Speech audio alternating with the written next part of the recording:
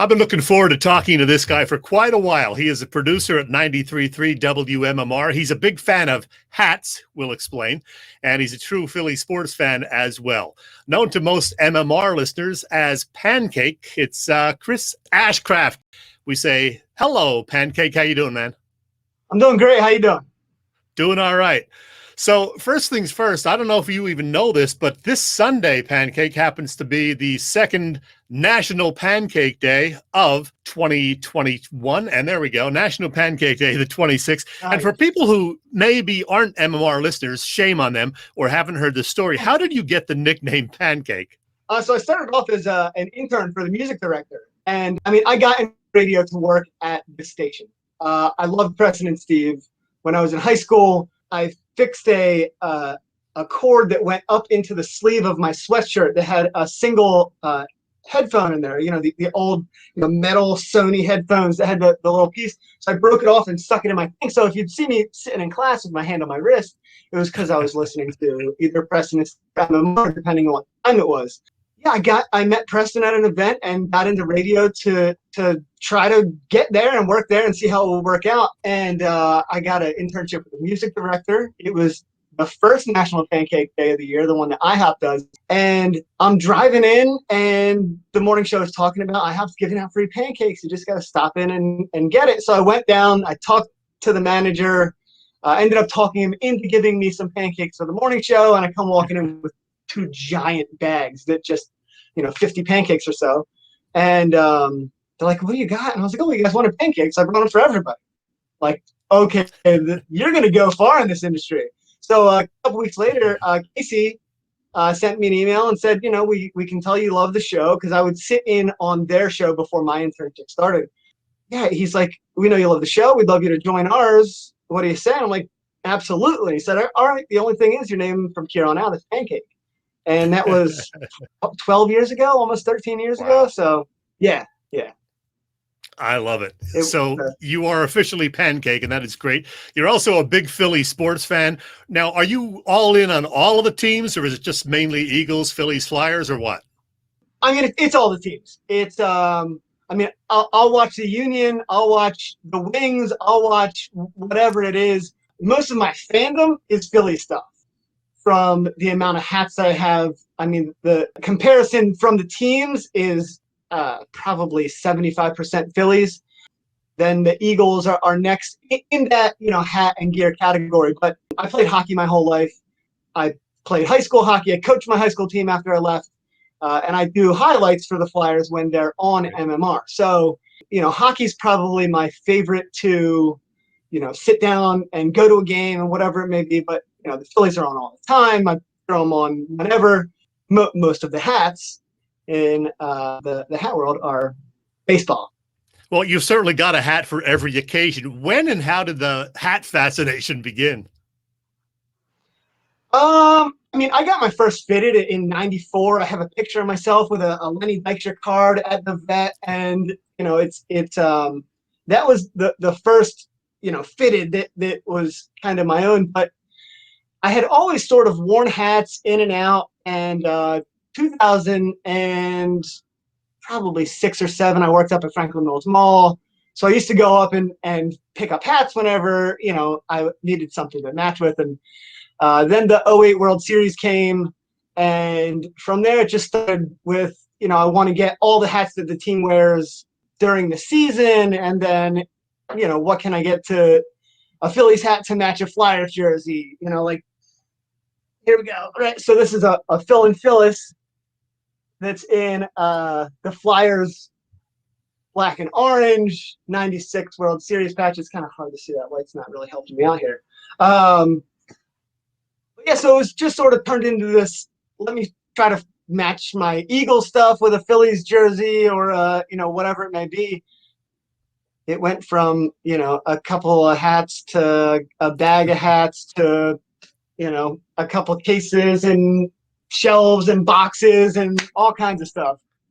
Yeah, and in addition to, buying hundreds or maybe thousands of them, you've designed a bunch of them, including the one that you're wearing and the one that you got Larry Boa to model for you. That's pretty cool right there, huh?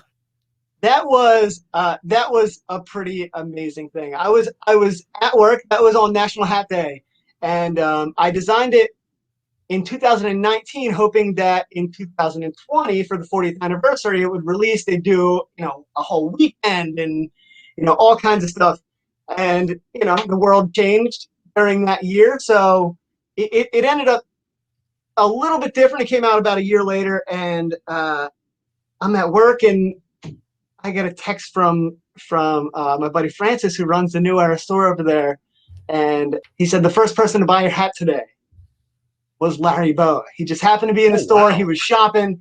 He got it before the line. The line didn't allow you to buy it until noon, but I think if you're an 80 World Series champ, you sort of get a cut the line pass. So he was the first person to buy this hat, and wow.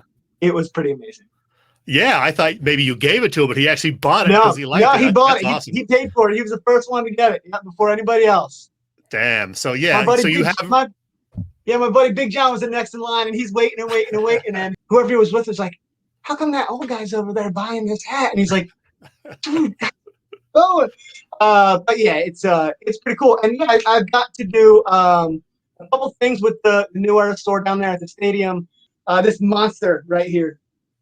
This fuzzy Philly fanatic. This is one of the ideas that I've had for years and years and years, and the team actually let me put it together, and it was a pretty amazing thing. Yeah. So you have designed 4 or 5 yourself, and you own quite a number. I have to ask you. You probably don't have the exact number, but approximately how many hats do you have in your house? I have 15 or 20 in my closet. You have how many? I have 15 or 20 boxes.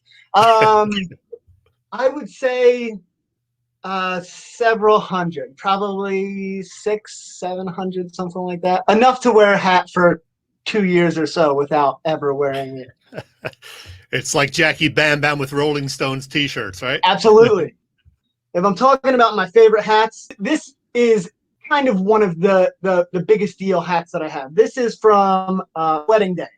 I did not wear it when we got married. I had them made. My brother, it matched our suits perfectly. I had one made that says best man for my brother, and mine has mine and my wife's name on it. And during the bridesmaid speech, my sister-in-law was like, and this is probably the only time that you're going to see him without a hat. And without fail, my brother had it just sort of behind the chair and slipped it right on my head. And that was it. That was the last chance he had to see me without the hat. Awesome. All right. As mentioned, many people know that you work every day with the legendary Pierre Robert, and you are the producer of his midday show. Now, Pierre is a Philly radio legend. What's it like working with that guy every single day? Oh man, it's cool. I mean, there are not many people like him in radio. There's not many people that can get away with the things that we get away with. Some of the programs that we've put together are just some of the cool. I mean, it's terrible when an artist passes away. It's terrible, when anything like that happens. But the good thing about music is that it can bring you in and let you, feel all those feelings just through the music. And we can play songs that you've liked. So recently, Charlie Watts passed away, and I went with Pierre to the last Rolling Stones show at Lincoln Financial Field, and we're on the field. And they come out and they play on the little runway, and they get done their little acoustic set there, and Charlie throws the drumstick one way and throws the drumstick another way, and I'm watching it go, and it kind of goes behind me, and I just look straight to the ground, and there it lands. So I dive down on it, and I got the last stick that Charlie Watts threw at an event. But we get to play music that celebrates the life of a person, or however that may be. And it's just the way that he does it, and the way that we can put things together it's a lot of fun. And yeah, you guys did a great job with, when Tom Petty died, when Chris Cornell died, most recently Charlie Watts, and then the 9/11 special that you and Pierre put together back on the 11th, of course, was just amazing. Terrific job. So really, kudos. Thank you. All right. Now, Pierre is terrific, and we know that he loves the Grateful Dead, Crosby, Stills, and Nash, the Stones, and the Hooters. Who are your favorite bands or artists, Pancake? Ooh, I'm a huge, 90s stoner bands, I guess you would call them. The 311s, the Sublimes. Huge fan of Pearl Jam. Huge fan of, the Dirty Heads are one of my favorites. The Record Company, Offspring. But yeah, any of those the core bands that just, sort of built me as a kid. All right. I warned you about this, Pancake. We're going to finish up with a little game of Fast Five. 5 simple questions, 5 brief answers. Keep them brief so we can get them all in. You ready? Here we go. The Eagles. The Eagles are 1-1 heading into a Week 3 matchup with the hated Cowboys. What record will the Eagles end up with in this 17-game season? Oh, man. You wanted me to go with what I feel like they should do? Keep it real. Man, I'm a fan. I really think that we should win all the time, even when our team is depleted and their team's, whatever it is. Use your head, not your heart. I'm gonna say we get 7 wins on the season.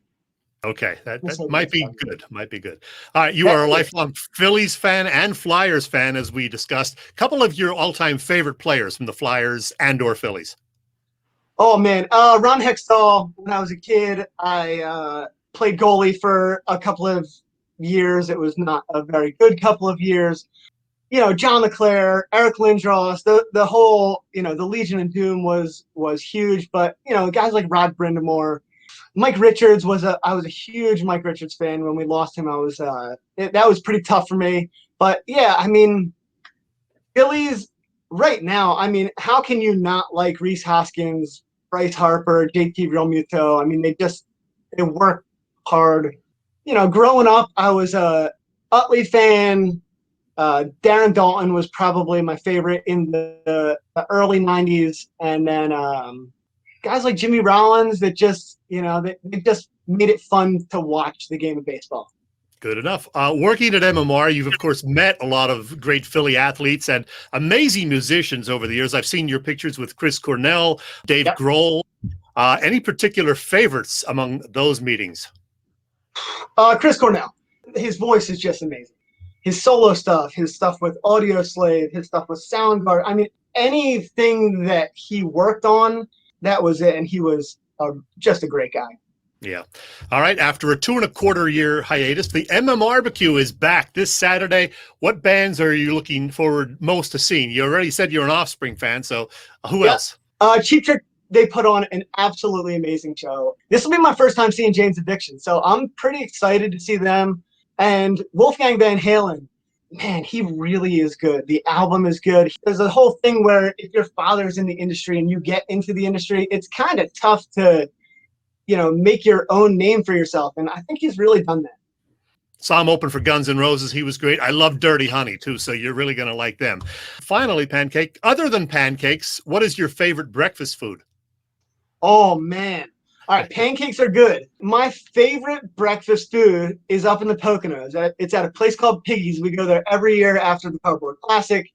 It is French toast with half of it is a pancake and the other half is like granola. It's like the greatest breakfast in the world.